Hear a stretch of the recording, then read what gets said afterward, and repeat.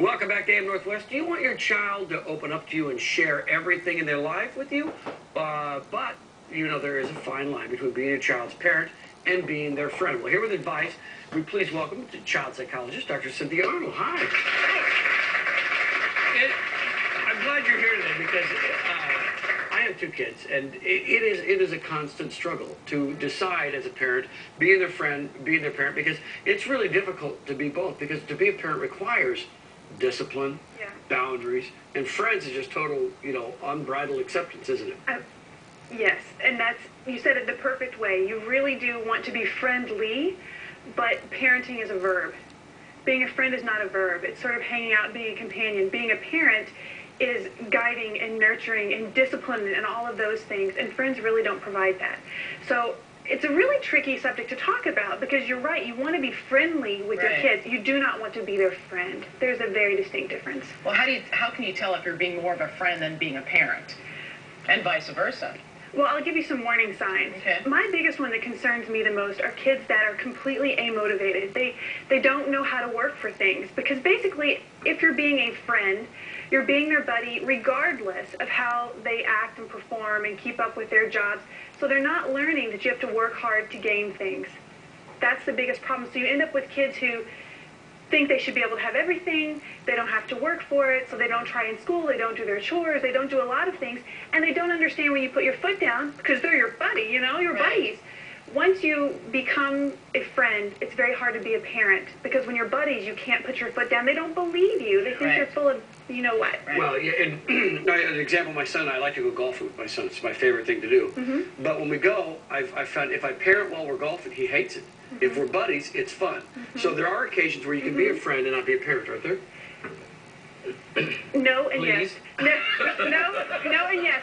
You did it the right way, which you said, I'm his parent, and sometimes I choose to be his buddy. But you're not just his buddy. You're telling me that you're an active parent. I put in discipline strategies. He has things he has to do. I make him keep up with this and that. That is parenting. It's creating a ladder. Friends don't create a ladder that you have to climb up to become a better person. As a parent, you're hoping that your child learn so much that they sort of stand on your shoulders in life and go even further than you. Friends aren't concerned with that.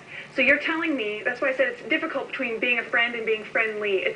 The terms are so close. You're being friendly with your kid. That's great.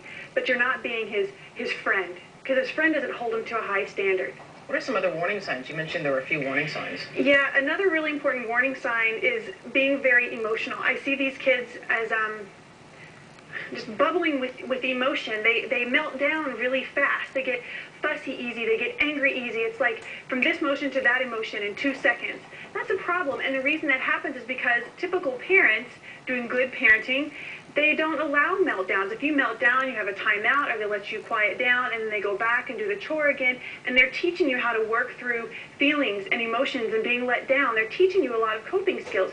Friends aren't doing that. So if you are just a friend to your kid, they don't learn how to develop coping skills. So you end up with kids who are just sort of bouncing around with emotions. So you'll have a kid who maybe is playing with someone else, and that person says something they don't like. They just blow up. They don't go to them and say, why did you do that? That's a good strategy. They aren't learning strategies. So Don't they from their friends learn some socialization, though? Don't friends kind of keep each other in check a little bit as far as, you know, goofy behavior or inappropriate behavior? Don't friends call each other on it sometimes?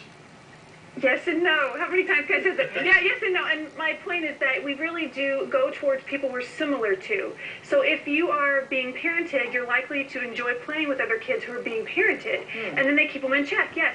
But if you aren't really being parented and you're used to being really emotional, you want to be with other kids that are okay with that, and then they don't. Now, you have a quiz for us to see just how we would do in the real world here, right? Yes. Okay. Okay, your child wants a video game that you have disallowed. Let's see, you would explain why you made your choice, B, empathize with and redirect him, or C, bargain with him and get the game if he behaves. Well, I would say A. I would say A and then C, because I'll buy the game for me, and if you're nice, I'll let you play it once in a while. But that's probably not right. What is the correct answer for being a parent? A and B are good choices. C is not the good choice, because the whole problem with this is the bargaining. You need to be able to put your foot down if you mean it. if it is a problem or it is a danger, you should be able to put your foot down on it. That's what a parent does. Right. But I like in that answer, by the way, you make the point that you explain why. And that's, I think, as parents, we fail that a lot of times. We say no, but we don't say why. And why is say important. because I said so? Yeah, it's a teaching moment. Yeah. You need to teach. And the problem with friends is they're not teaching. Either you're my buddy or I'm gone. All right, one more question here. Let's take a look at this one. Your 8-year-old wants to dye her hair purple, which is against school policy. You, A, dye the underside. B, and let her keep her extensions. B, teach her to advocate for policy change. Or C, allow her to use washable dye. This is a very, very tough I don't know the answer to this one. because to me, A, you're still violating the rule. I would say C. Good job. You did know the answer. A is the wrong answer. Because if you're your child's friend, you want them to have whatever they want no matter what. That's not a good thing because there are rules in the world that are important. I always say if we went out into the world and there were no traffic rules, it would be a nightmare. Right. It's not that 55 is the right number, but if we all do it, we can get around safely. There are rules in life that we need to have, and you need to be able to teach your kids to follow rules or there are consequences. So dyeing the underside is still breaking the rule, and that's not what you want to teach your child. Or they won't listen to your teacher, they won't listen to you, they won't listen to anybody because rules are made to be broken. Dr. Arnold, very good points. I want to point out that you have the New Leaves Clinic.